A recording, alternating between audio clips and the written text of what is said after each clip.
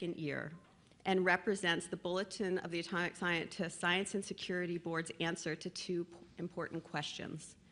The first, is the future of civilization safer or at greater risk than it was last year?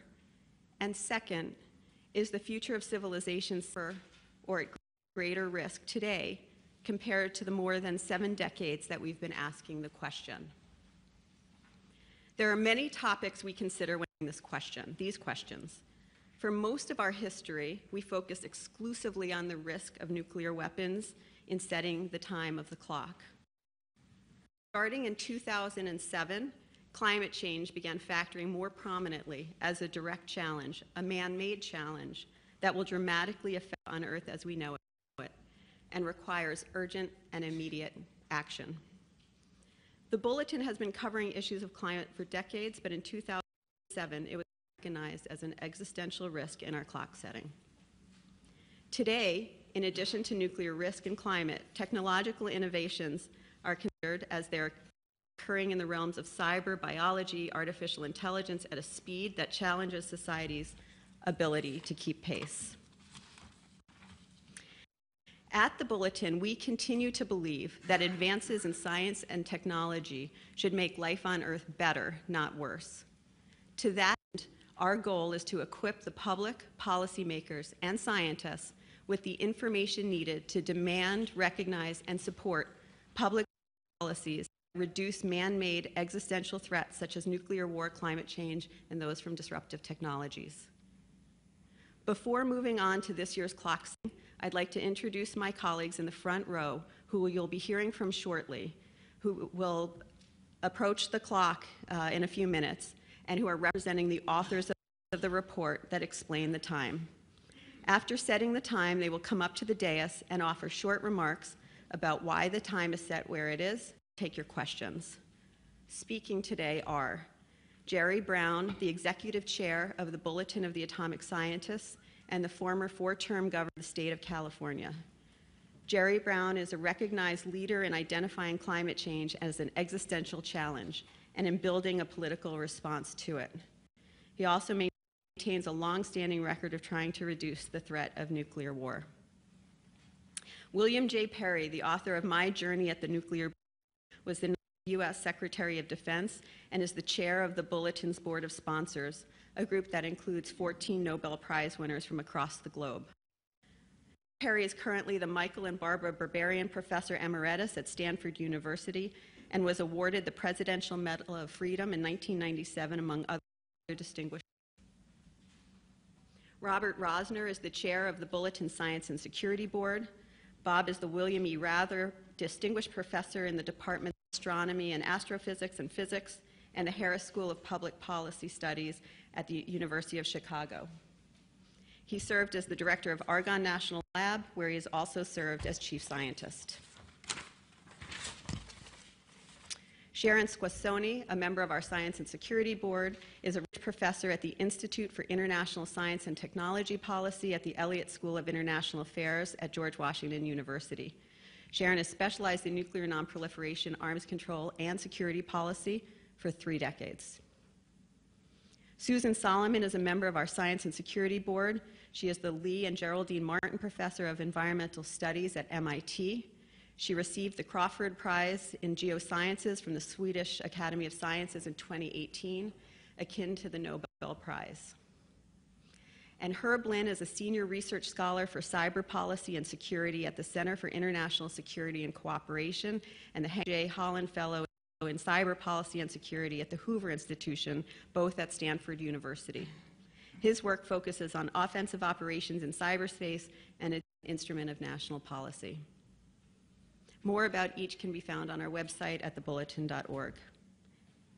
In 2017, we moved the clock from 3 to 2.5 minutes to midnight to describe a darkening global security landscape as well as new and troubling trends in recklessness on diplomatic language and attack on experts and expertise at a time when scientific advancement requires funding, attention, and respect. In 2018, we moved the clock from 2.5 to 2 minutes to midnight, the closest it had been to midnight in the history of the clock, sharing the time with 1953, when both the US and the Soviets had exploded hydrogen bombs, tested hydrogen bombs.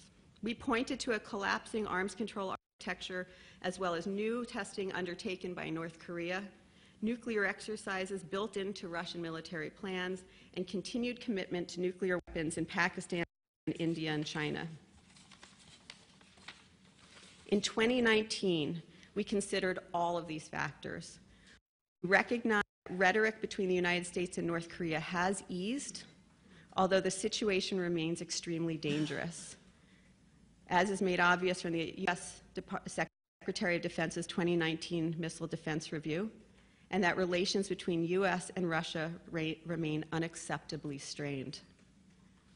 Earlier factors that comprise the current time are nothing less than a perfect storm that increase the likelihood of nuclear conflict through blunder and accident. The climate front offered no respite from the grim state of security, as carbon emissions began to rise again after a period of plateauing. Added to this is the changing information ecosystem, which has become a threat multiplier.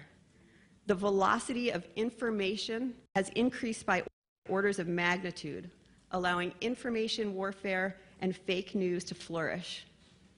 It generates rage and polarization across the globe at a time when we require calm and unity to solve the globe's biggest problems. We have, in fact, entered a period that we call the new abnormal. This new abnormal that the world now inhabits is unsustainable and unsettling. We have to be normalizing a very dangerous world in terms of the risks of nuclear warfare and climate change. Before revealing the time, I'd ask my colleagues to step up to the podium, please. With Jerry Brown on one side and Secretary Perry on the other.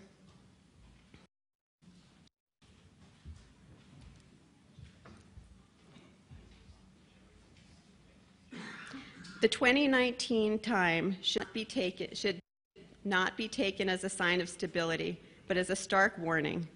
It's a state as worrisome as the most dangerous times of the Cold War. The state that features an unpredictable and shifting landscape of simmering disputes that multiply the chances for major conflict to erupt. This normal is simply too volatile and too dangerous to accept as a continuing state of world affairs. Recognizing this grim reality, what we'd like to announce is that it is still 2 minutes to midnight, remaining the closest to midnight that the clock has ever been set.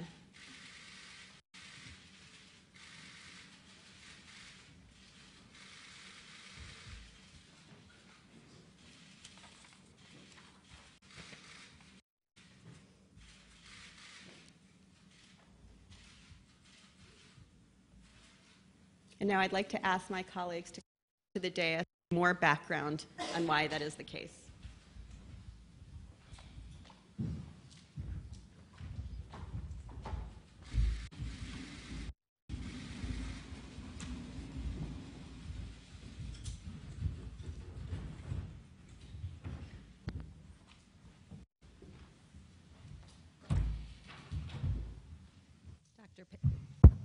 Dr. Perry, we'll start with you for some initial comments. So 2 minutes to midnight. What does that mean? For me, it invokes memories of 1953. The Soviet Union had just tested a hydrogen bomb.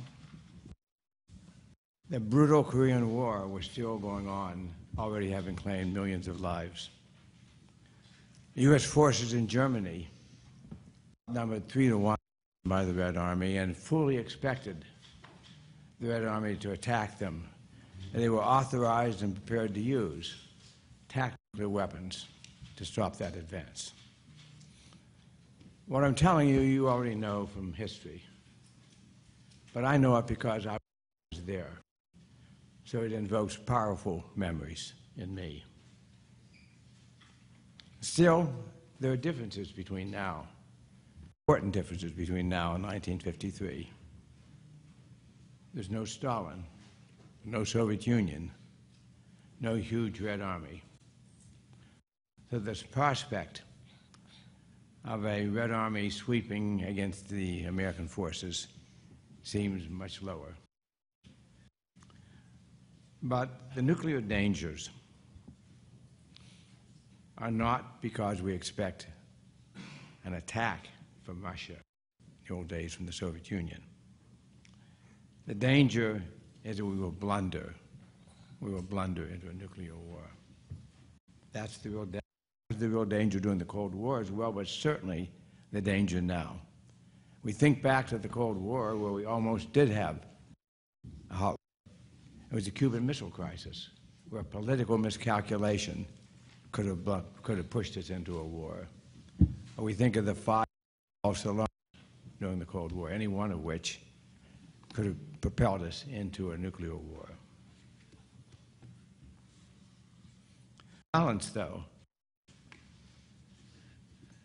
the danger today from Russia is much less than the danger from the Soviet in 1953.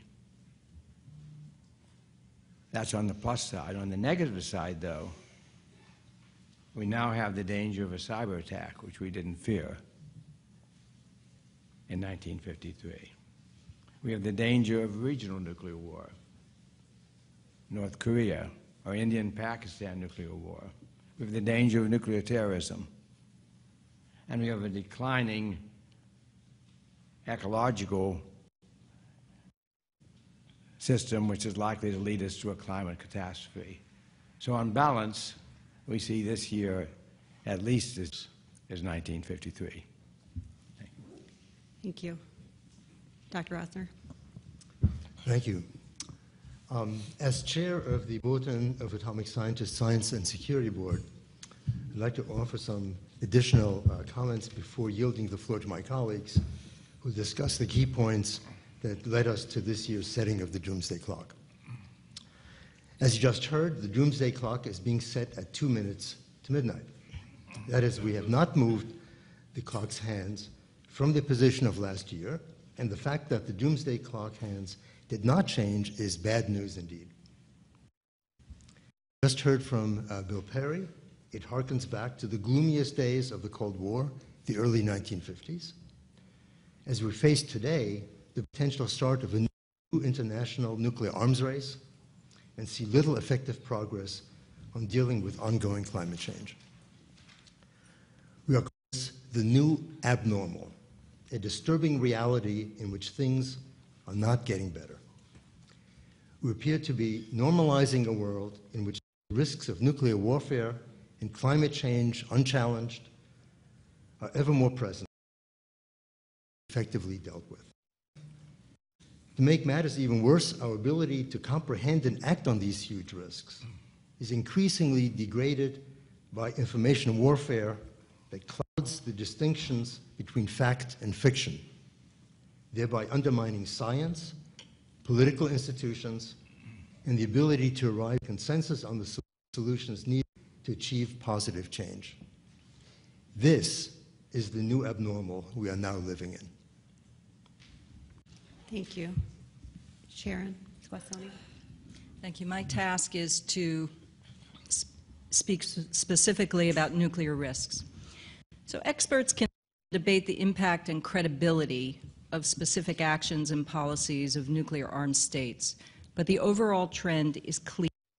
Reliance on nuclear weapons for security is up, while reliance on diplomacy, arms control, and non-proliferation is down.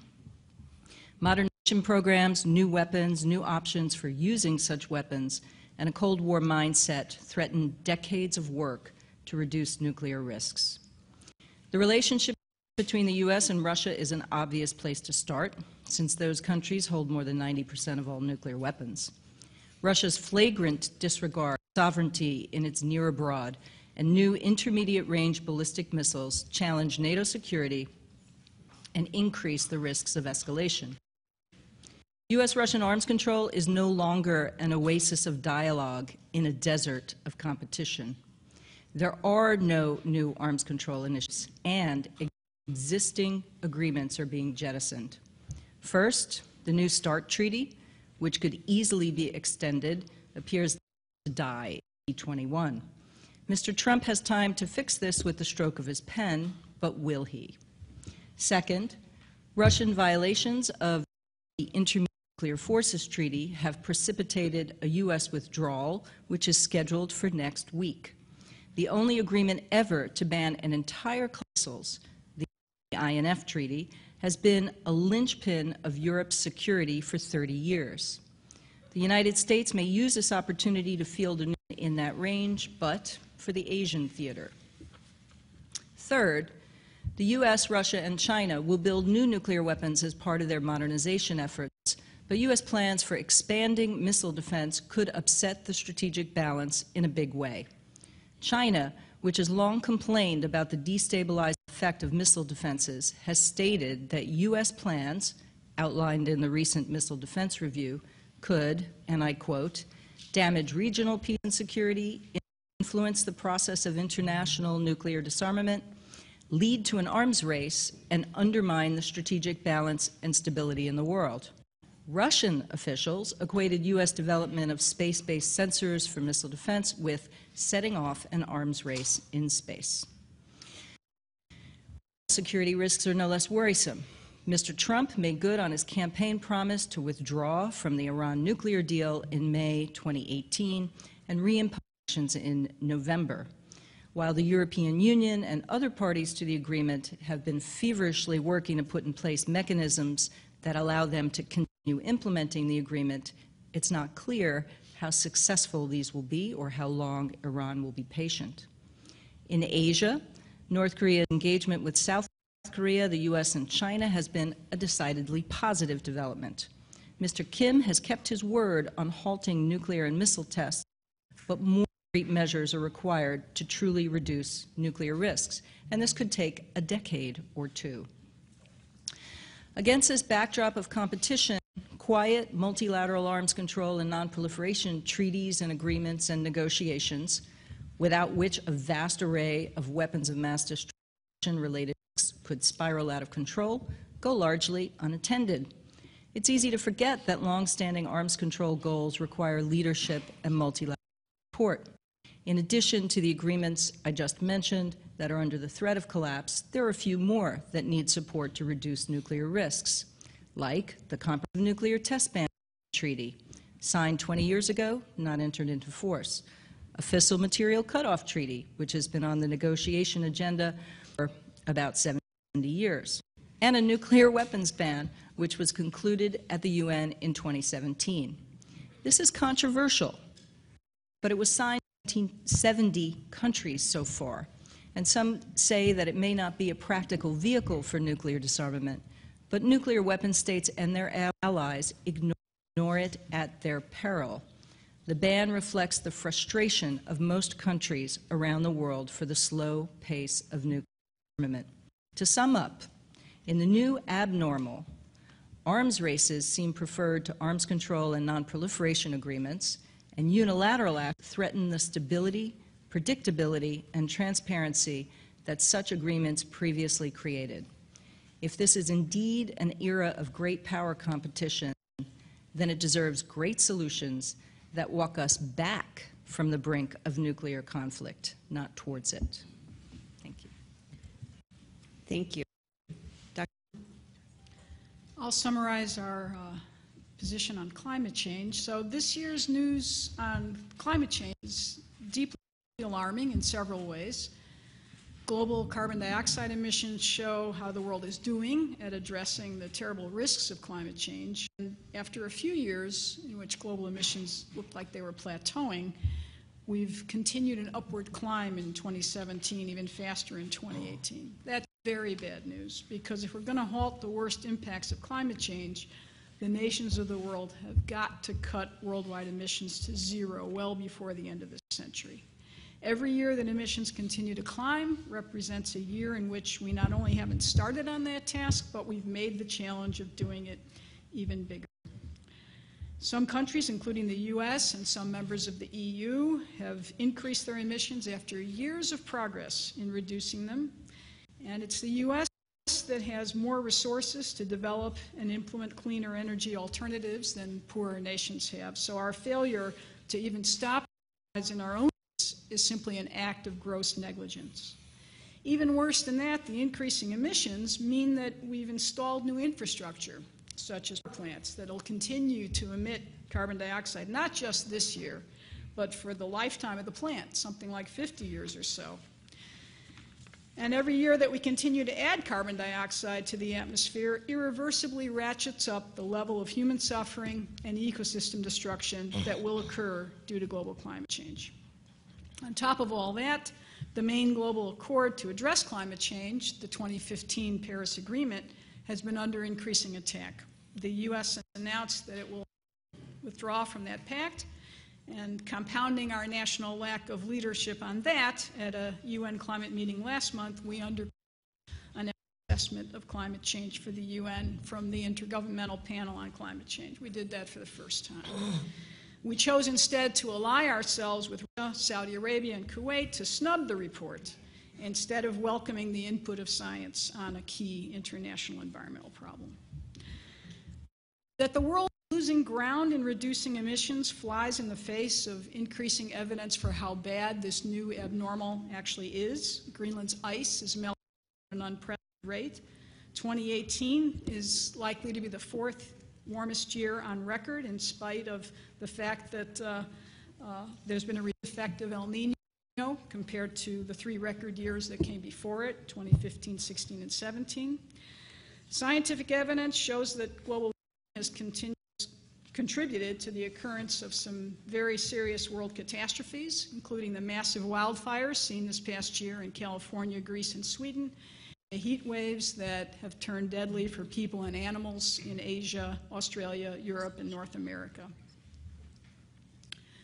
Even with all the evidence of our increasingly disrupted climate, denialists continue to avoid action. President Trump spurned the national climate assessment prepared by his agencies and scientists with an offhand statement of, "I don't believe it." The new abnormal climate that we already have is extremely dangerous. We've moved into a path that will make our future much more dangerous still. Thank you. Thank you. Dr. Lin? So my two previous colleagues have talked about nuclear war and climate change and disruption as important threats. In the last, in the last year, we've also come to understand much better an ongoing and intentional disruption of the information environment, which polarizes rather than unites populations, undermines rather than enhances trust in science, and diminishes rather than increases confidence in elections and democratic institutions. What our leaders complain about fake news, by which they mean information they don't like.